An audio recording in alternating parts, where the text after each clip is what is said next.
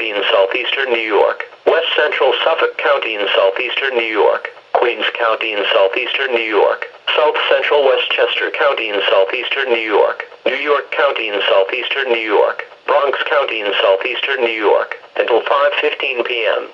At 4:10 p.m., a severe thunderstorm was located over Mott Haven, moving east at 50 miles per hour.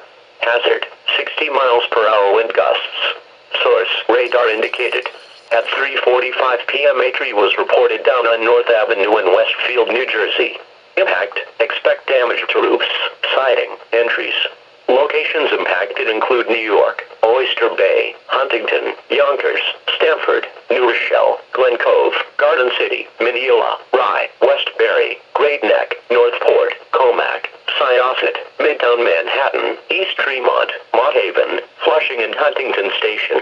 For your protection, move to an interior room on the lowest floor of a building. Repeating, a severe thunderstorm warning has been issued until 5:15 p.m. for the following counties in New York: Bronx, Nassau, Manhattan, Queens, Suffolk, and Westchester.